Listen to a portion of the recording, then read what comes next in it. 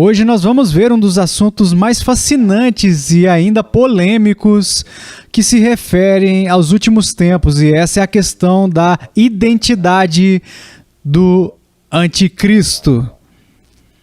E na verdade até levanta a questão quando nós falamos sobre o anticristo, porque uma das perguntas que nós encontramos com respeito a esta ideia do anticristo é: existe um anticristo ou existem muitos anticristos? O anticristo é singular ou plural? Uma segunda pergunta que nós encontramos é: o anticristo é uma pessoa ou uma instituição?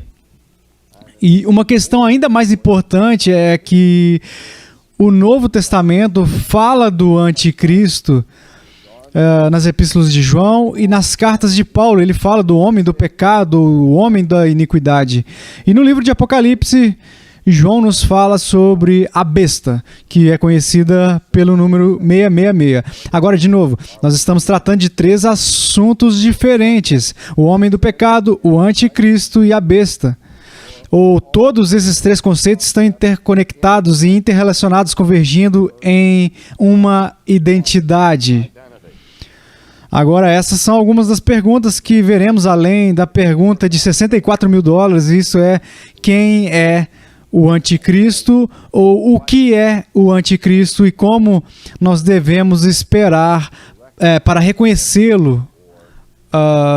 Agora, como eu disse, a fascinação no mundo e, de fato, às vezes, preocupação com o conceito do anticristo é uma característica comum de interesse no mundo do ocultismo. Vimos o sucesso do filme O Bebê de Rosemary, que estava ligado ao conceito do anticristo, e a popular profetisa ou vidente do século XX, Jane Dixon, profetizou vários anos atrás que o anticristo já nasceu. E, como eu falo, atualmente ele está amadurecendo até a idade adulta e logo em breve se tornará conhecido publicamente. Então, essas são algumas das coisas que nós encontramos quando olhamos para esta questão do anticristo. E a primeira coisa que eu quero fazer é olhar o que o Novo Testamento diz especificamente sobre o anticristo, porque o único lugar onde realmente descobrimos algo diretamente a respeito do anticristo, nesses termos, está na primeira epístola de João. Então, vamos dar uma olhada em 1 João, capítulo 2, começando no versículo 18. João escreve essas palavras: filhinhos, já é a última hora. Observe a referência do período de tempo usado aqui por João. Filhinhos, já é esta última hora. E como ouvistes que vem o anticristo, também agora muitos anticristos têm surgido, pelo que conhecemos que é a última hora. Eles saíram do nosso meio, entretanto não eram dos nossos, porque se tivessem sido dos nossos, teriam permanecido conosco. Todavia, eles se foram para que ficasse manifesto que nenhum deles é dos nossos. Agora, obviamente, neste contexto, João está falando de muitos anticristos que já vieram.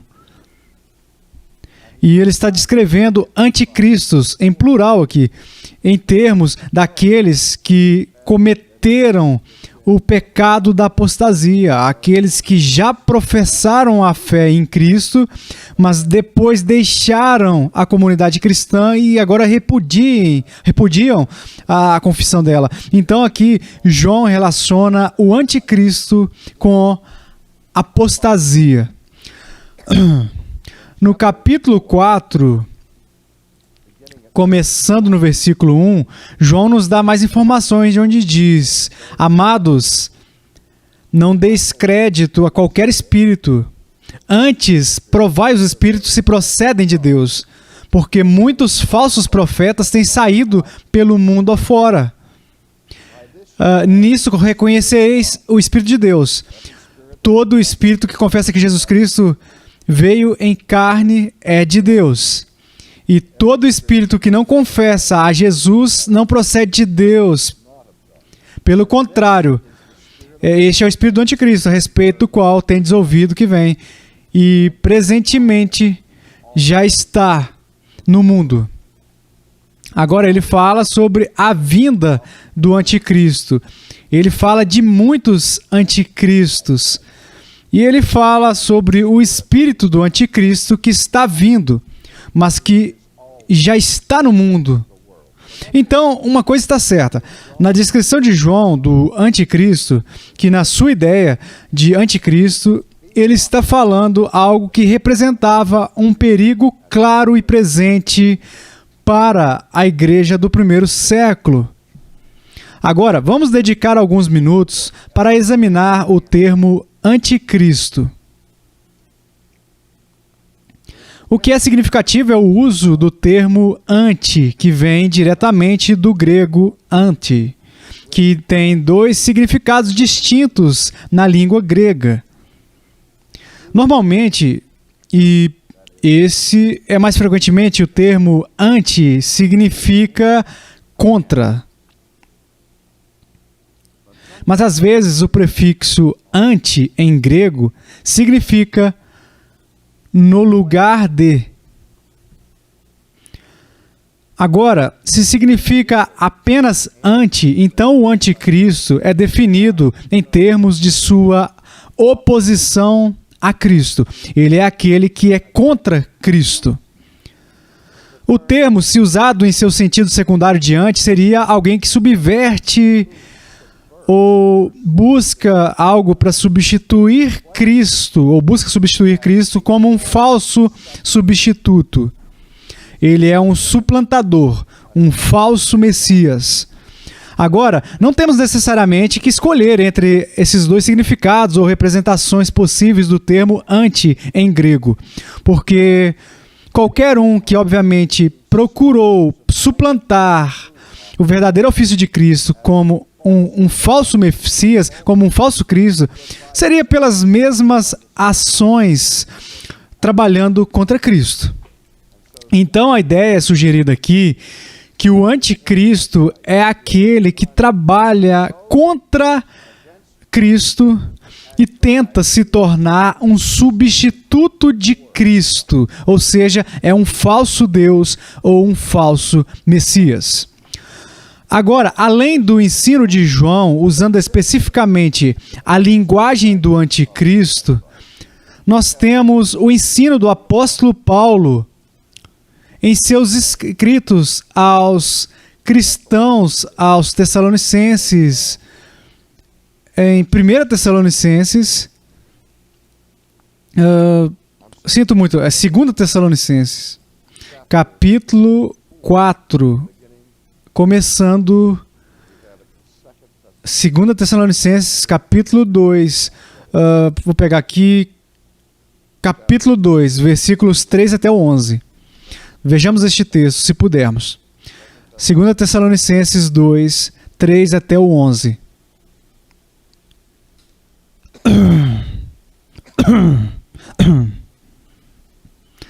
Paulo começa dizendo: ninguém de nenhum modo vos engane, porque isto, de forma alguma, porque isto não acontecerá sem que primeiro venha a apostasia e seja revelado o homem da iniquidade, o filho da perdição, o qual se opõe e se levanta contra tudo o que se chama Deus ou é objeto de culto, a ponto de assentar-se no santuário de Deus, ou sentando-se como se fosse o próprio Deus.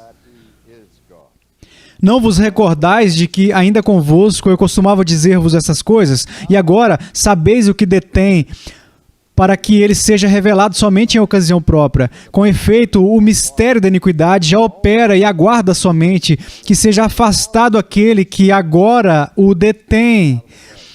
Então será de fato revelado o iníquo, a quem o Senhor Jesus matará com o sopro de sua boca e o destruirá pela manifestação da sua vinda. Ora, o aparecimento do iníquo é segundo a eficácia de Satanás, com todo o poder e sinais e prodígios da mentira, e com todo engano de injustiça aos que perecem, porque não acolheram o amor da verdade para serem salvos. É por este motivo, pois, que Deus lhes manda a operação do erro, para darem crédito à mentira, a fim de serem julgados todos quantos não deram crédito à verdade, antes, pelo contrário, deleitaram-se com a injustiça. Agora, de novo, o contexto em que Paulo fala sobre este mistério da iniquidade, ou o mistério da ilegalidade, o homem do pecado, o filho da perdição, está em resposta ao problema que estava se formando na comunidade tessalônica, de que Paulo fala no início de 2 Tessalonicenses, quando ele diz: eu não quero que vocês fiquem chateados com os relatórios que supostamente vieram de mim. Alguém tem circulado na igreja boatos falsos de que supostamente vem de mim. E um desses falsos rumores era que o Cristo já havia vindo. E Paulo agora está escrevendo para corrigir esse equívoco e lembrar eles do que ele havia dito a eles anteriormente quando ele estava no meio deles. Certas coisas tinham que acontecer antes da vinda de Jesus. Agora, obviamente, eles estavam esperando uma aparição muito rápida de Jesus, e alguns realmente estavam convencidos de que tinham ouvido o boato de que ele havia aparecido. Paulo disse que ainda não, porque antes que isso aconteça, temos que ter a aparência deste homem da legalidade e assim por diante. Agora vamos olhar de novo. Esse dia não virá a menos que a apostasia venha primeiro. E agora ele está se referindo a uma apostasia. É isso que significa isso. Um repúdio à verdadeira fé. Agora se lembre da diferença entre paganismo e apostasia. Um pagão é um descrente que nunca fez uma profissão de fé. Um apóstata é alguém que faz uma profissão de fé e depois repudia essa profissão de fé. Ou seja, um apóstata só pode ser alguém que está dentro da comunidade da aliança, dentro da igreja visível. Benjamin Warfield está convencido de que neste texto Paulo não está falando sobre apostasia que acontecerá no final da história, na manifestação da maldade e do declínio moral dentro da igreja cristã. Ele está falando sobre a apostasia dos judeus no primeiro século, que foi um grande problema. Isso é recontado no Novo Testamento. Cristo veio aos seus, os seus não o receberam. Paulo tinha este tremendo fardo contínuo por seus próprios parentes de acordo com a carne, Israel. O autor de Hebreus avisa a atual geração de judeus sobre o terrível perigo de negligenciar a grande salvação que havia vindo. Então a apostasia dos judeus, ou a apostasia de Israel está ligada a isso, a essa geração de judeus, que rejeitaram o Messias, que apareceu no meio deles. E isso indicaria uma grande queda. Mas então Paulo prossegue dizendo: ninguém de modo nenhum vos engane por isso, que não acontecerá assim que primeiro venha a apostasia e seja revelado o homem da iniquidade, o filho da perdição, o qual se opõe e se levanta contra tudo que se chama Deus ou é objeto de culto. Agora, uma das razões pelas quais estudiosos e comentaristas bíblicos acreditam que Paulo está aqui descrevendo a mesma coisa que João está falando na sua carta com relação ao termo anticristo, porque Paulo descreve o homem do pecado de duas maneiras básicas. Ele, antes de tudo, se opõe a Cristo. Ele é contra Cristo. Ele é o anticristo. E, em segundo lugar, ele se exalta acima de tudo que é Deus e reivindica o direito de ser adorado e assim por diante. Portanto, neste caso, o homem do pecado ou o homem da iniquidade é aquele que é o anticristo em ambos os sentidos da palavra, que eu expliquei alguns momentos atrás. Bem, o que mais Paulo diz sobre o ou o homem da iniquidade? Que ele se exalta acima de tudo, do que chama Deus, enfim, ele assenta-se no santuário de Deus, sentando-se como se fosse o próprio Deus. Aqui agora ele descreve o homem sem lei, como realmente se assentando no santuário de Deus. Agora, se essas palavras forem interpretadas literalmente, você tem uma de duas opções. Ou isso ocorreu enquanto o templo herodiano ainda estava de pé. Ou deve se referir a um evento futuro que exigirá a reconstrução do templo. É por isso que muitas pessoas hoje em dia, especialmente entre os dispensacionalistas, acreditam que será porque não deve haver apenas a restauração dos judeus à terra da Palestina, mas a reconstrução do templo e a reinstituição do sistema sacrificial para o aparecimento final do anticristo, e ocorrerá assim quando ele literalmente estiver sentado no santuário de Deus, no templo. Esse negócio de profanar a religião de Israel e o templo de Deus também liga a descrição de Paulo do homem da iniquidade no Sermão do Monte de Jesus, quando Jesus falou sobre a abominação da desolação, que estava ligada a quem cometesse algum tipo de forma grave de sacrilégio blasfemo, de que Jesus também falou em termos dos sinais que ele previu no Sermão do Monte. Agora, então Paulo continua: não vos recordais de que ainda convosco eu costumava dizer-vos essas coisas? E agora sabeis o que o detém, para que ele seja revelado somente em ocasião própria. Com efeito, o mistério da iniquidade já opera e aguarda somente.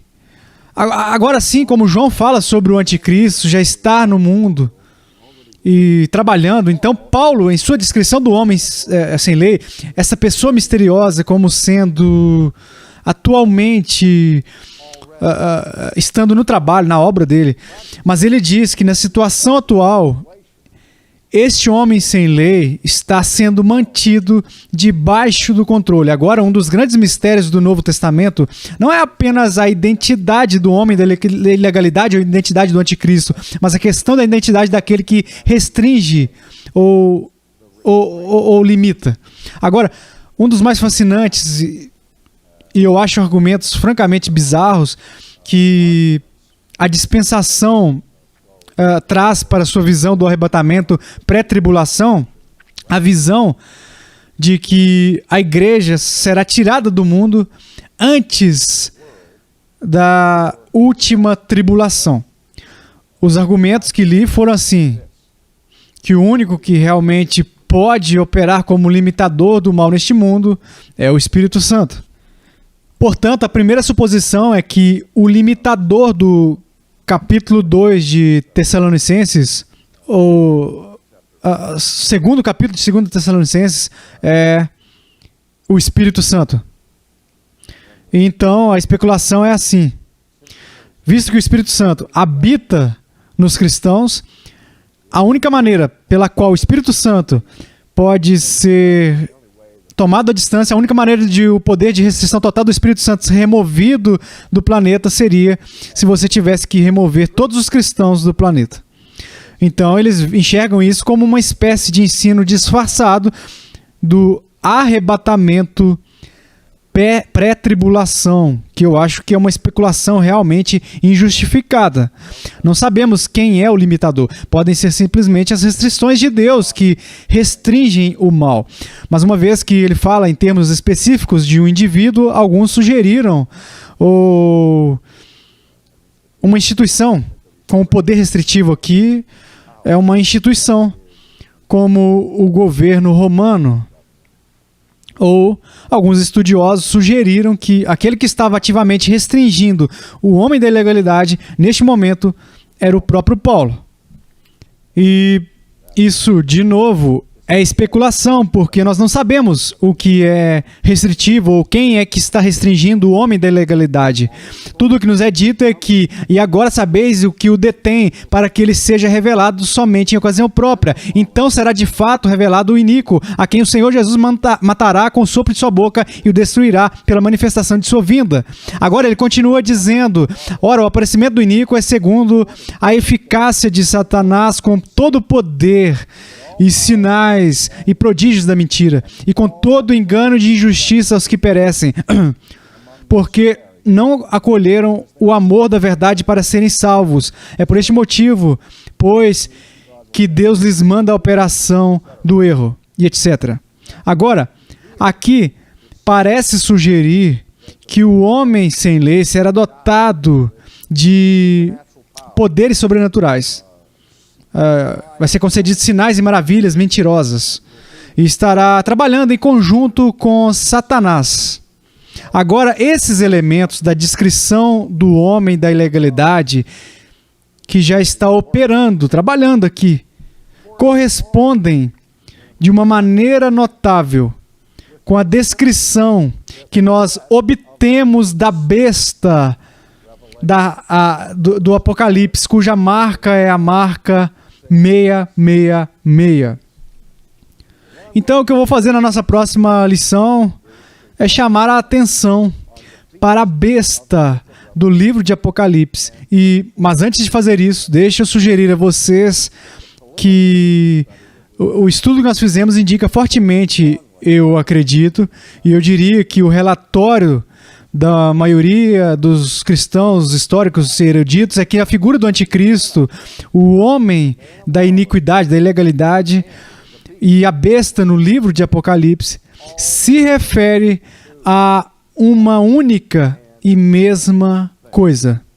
Para que qualquer luz que possamos aprender com o anticristo nos ensine algo sobre o homem da iniquidade, da ilegalidade. Por outro lado, tudo o que nós podemos discernir sobre o significado do homem da iniquidade, algo sobre o anticristo, de novo, tudo o que nós podemos aprender sobre o anticristo, o homem da ilegalidade, vai lançar luz sobre a nossa compreensão da besta misteriosa que é apresentada a nós na literatura apocalíptica do livro de Apocalipse.